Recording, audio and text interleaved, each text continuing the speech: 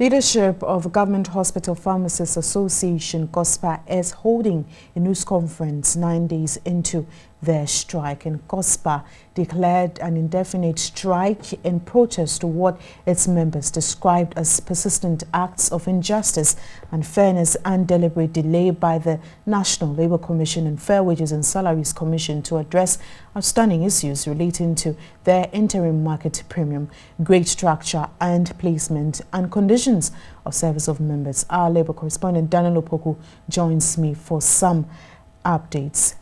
Hello, Danny. Hello, Wendy. Can you hear me, Daniel? Yeah, I can hear you, Wendy. Now, do you have any hints whether GOSPA will call off its strike soon? Well, good afternoon to you, Wendy. It doesn't look like members of GOSPA are calling off now because I just ended press conference. They are all branded in red. They have tied themselves with red bands, and actually to the indication that they want to deepen and intensify their strike. And if you could recall, today is exactly 1 week since GOSPA started the strike action, and they have now given another additional 10 days. After the 10 days, they will meet and take the next line of action. So from all indications, it doesn't look like GOSPA would want to back down now. They are really bent on intensifying their strike. Now, heads of departments of various health facilities have been directed to dispense medicines to patients. What's GOSPA's take on this? Yeah, GOSPA is saying that that's an illegal act on the part of the ministry, because when we read the Pharmaceutical Council regulation, the law says that a pharmacy should be opened with a registered and a qualified pharmacist. In other words, there should be a senior pharmacist around before any drug could be dispensed.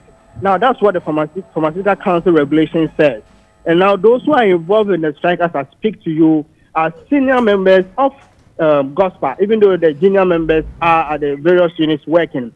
They are all being supervised by the senior members. And the senior members are part of the ongoing strike. And again, the directive from the Minister of Health indicates that the various heads of units, that they refer to them as managers of pharmacies. Now, the GOSPA is against, and there's no position within the public hospitals which represent managers of pharmacies. So basically, GOSPA is saying nobody can direct them to ask their members to open the various pharmacy units. And again, we were able to speak with the Mother Association of GOSPA, the Pharmaceutical Council of Ghana. The council also says the ministry cannot direct anybody to open the pharmacy unit because it's the sole responsibility of a senior most pharmacist or the head of the various unit to open the unit rather than ask anybody to open the pharmacy unit. Now, I'm told that you have the former chairman of GOSPA with you. Yeah, I do. I have with me Mr. Stephen Kwakwe. Mr. Kwakwe is the immediate past chairman of GOSPA. Is that okay? Was actually wanted to resolve the issue once and for all. A directive was sent from the Chief of Staff at that time to the Minister of Finance, and it didn't see the day of light. So I think that if we go back to that process and it's implemented, that will resolve the issue once and for all. But on the other side, there are patients who are suffering, there are family members who are getting worried and are concerned, are in hospitals, and they have to rush back to some other private facilities to get the medication they need for family members and patients as well. And according to the reports we just had from Daniel Opoku, he's saying... You see, GOSPA have sent a lot of signals before this strike began. And as we say, we have always been saying, we have always made ourselves available to assurances, commitments over the past 6 painful years. And, you know, sometimes it's so painful that our members whose salaries since the migration to the single one have come down, their pension has been reduced drastically, continue to offer services. You see, it will reach a point in time, they will not render the services that will become effective. And that could jeopardize the provision of pharmaceutical services. That's why we are worried. So they will go back to work, but they will not do the work effectively. And so we are saying that, look, this time around, the employer and the government look at the situation again. There has been a ruling by the National Labour Commission, which have not been implemented. National Labour Commission has also not enforced their own. A cabinet subcommittee that was set up by government to have an oversight responsibility to also address the same issue went to the Minister of Finance, as I said earlier on. And it was, you didn't see the day of light. So you see, the problem is not on Goya and the government. If I can catch you, should be up and doing so that we can put an end to this matter once and for all. And then let's go back to work. If I should go back to my very first question, in putting an end to this, 1 week has been biting enough. We've gone around, we've seen the stories, we've seen the situation in the country. Don't you think that this problem can even be resolved if these pharmacists go back to work? Come again? Don't you think that this problem can be resolved without the pharmacists striking? Because the 1 week has been biting enough. Yes. You see, we have been going back to work all along. Anytime we have an industrial action, we meet sometimes people like the Christian Council, sometimes we meet very influential people, sometimes people, and they appeal to us because we love our cherished customers. On 4 different occasions, we have gone back to work. How many times do we have to go back to work and wait for the authorities to implement something that they have actually directed? All right. Well, thank you very much. Stephen Kokwe is the former chairman of GOSPA. And still on the Labour front, I do have Charles Adongo Bawadua. He is Executive Secretary of the National Labour Commission. And he joins me this afternoon as we explore what the National Labour Commission has been doing in all the strike cases. Good afternoon, sir. Good afternoon. And thanks for agreeing to be here this afternoon. You're welcome. Now, we just had GOSPA, and my colleague Daniel Opoku told us that it doesn't look like they're going to end their strike now. As an institution, what do you think is the way forward? And first of all, what do you even make of the statement we just heard? Well, let me say that it's most unfortunate that GOSPA has decided to continue the strike action. I think that they must consider, first of all, the lives of human beings. That is irreplaceable. And whatever the issues are, they could always be resolved at the round table. The GOSPA issue has been a long-standing issue. The Commission, at the request of the parties, have allowed them to negotiate the issues. The Commission met the parties on the 31st and then declared that GOSPA ought not to embark on a strike action. That was upon the notice that they served on the National Labour Commission.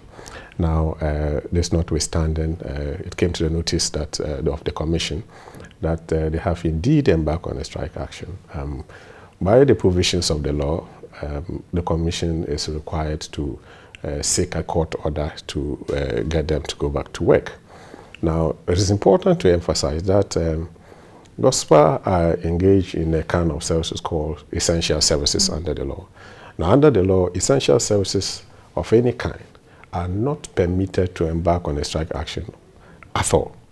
And so this was pointed out to them. They are very much aware. They proceeded to embark on the strike action. And so the Commission filed an application at the Labour Division of the High Court to get them. Since the filing of the application, the offices of GOSPA has been locked up. There is no officer there, and we are able to serve them. Today we appeared before the court. The court made an order that the processes be served on them by substitution, and so that will be done, and then the court action will continue. That notwithstanding, the Commission is much more interested in resolving the substantive matter. And how do you intend doing this? Because, yes, you've mentioned that they play an essential role in our healthcare delivery system, but they're also human beings. They have lives, they have families, they have people to take care of, they have concerns. And if they think that these concerns aren't being met and they have been raised, issues have been raised over and over again, as human beings, in one way or the other, some persons or school of thought will believe that they are on the right track because their demands should be met. You see, labor disputes, in any dispute, you do not expect that everything that you ask will be given. That is why they ought to be negotiated. That is why there ought to be a roundtable discussion, negotiation, and a settlement of the matter. It is not correct for one to say that once I've made this demand at my workplace, it ought to be given at all costs. That is why, by the law, the Commission is required to do a settlement, meet the parties, let them reach an agreement. Where they cannot reach an agreement, the Commission ought to listen to the parties and make a definitive pronouncement on its position, which will be binding. So these are the processes that are ongoing. And while these processes are ongoing, parties to the dispute ought to be patient and restrain themselves. Let the processes come to an end, and the end result will be binding on the parties. And how soon were you going to? I still have Mr. Stephen Kokwe on the line, but even before I bring him in, how soon do you intend, or were you intending, to give an answer to their problems? Indeed, there is a matter that the Commission has handled for some time. Now, the Commission took a decision at the last meeting that if they... Which was on the 31st of August. Yeah. That first, they should embark on the strike action. Two, Fair Wages and Salaries Commission should appear before the Commission to give the Commission a complete brief of all that it has done under the orders of the Commission to resolve the matter. Should it come to the notice of the Commission that the Fair Wages and Salaries Commission are unable to resolve the matter, the Commission would take up the matter and do what we call compulsory arbitration as required by law. Indeed, when this compulsory arbitration starts, the law requires that it be completed within 14 days, and this will be done. And so I would urge GOSPA and its members to return back to work, let the Commission finish its processes, and then we will get a definite solution to the matter. Now, Mr. Kokwe, can you hear me, Mr. Kokwe? Mr. Stephen Kokwe? Yes. And did you hear the Executive Secretary? And I was listening to the Executive Secretary of the Labour Commission. I mean, I can understand him because he has not been part of the long haul of GOSPA issues with, and so he might not be abreast with some of the issues that GOSPA has had with the National Labour Commission. But I want him to understand that this issue about the law about essential service providers not being allowed to go to embark on industrial action, the same law has also put across that dispute issues about essential service should be resolved within 3 days. And after 3 days, within 24 hours, a compulsory arbitration have to be set up. And within 14 days, we are supposed to have a finality to that issue. We have gone through that particular process. If it's not aware, we have gone through that particular process. And a directive at the final stages, a directive has been issued by the National Labour Commission, which has not been complied with by Fair Wages and Salary Commission. And we have a copy of the directive as far back as 2013, January. And they have not gone to court to enforce that particular directive, which would have resolved the issue. So what are we going in circles again, back to National Labour Commission and another compulsory arbitration on the same issue? I think that that's very unfair. Now, Mr. Kokwe, before I let you go, he's still saying that you should end the strike, go back to your offices, work effectively as you always do, and this problem will be resolved. Is it that you don't believe in such institutions anymore? No, I mean, that is exactly what is coming up to. Because if we have gone through the process that he has already mentioned, the compulsory arbitration, and later on they have made a directive and a decision on it, and they are not complying and enforcing that directive, what do you expect us to do? They should enforce that directive, and and that would help resolve the issue. Okay. Well, thank you very much, Mr. Stephen Kokwe, once again, the former chairman of GOSPA, and I'm sure you did hear him. Yes, it looks like these associations, one way or the other, are losing confidence in the National Labour Commission. Well, that will be unfortunate, because that is the only body mandated by law to resolve this dispute. But if that body is not helping them get the solution they need to the problems. Like I said earlier, you see, when you take a matter to the National Labour Commission, you should not, under any stretch of imagination, believe that whatever you demand must be given. But are you because the commission must listen to the if parties. I can catch it, are you in the known of where their issue had gotten to? Because at a point you mentioned that you didn't have enough information on where they had gotten to. Oh, that surely cannot be correct. I have exhaustively perused the documentation, and I'm very much aware of the stage we have reached. They are very much aware that at the last meeting of 31st, of which they were a part, the Commission ordered that they shouldn't go on strike, and then two, the Commission further ordered the Fair Wages and Salaries Commission to appear. And if the Commission was satisfied upon listening to the parties that the parties were able among themselves to reach an agreement, the Commission was going to do a compulsory arbitration of the matter. And like I said, the law requires that within 14 days, a result be reached by the compulsory arbitration team. Well, like I have said that we will continue to deal with the dispute, the substantive dispute. We will continue also to seek to get GOSPA back to work through the court process as well. Both stretches of the dispute will continue. At the expense of patients who are in hospitals and can probably even afford medication at pharmacies, private pharmacies. How fast will this issue be resolved once and for all? Once there is a dispute, all efforts ought to be made to get the dispute resolved and to get the parties back. This is exactly what we are doing. But would you be able to give us time frame?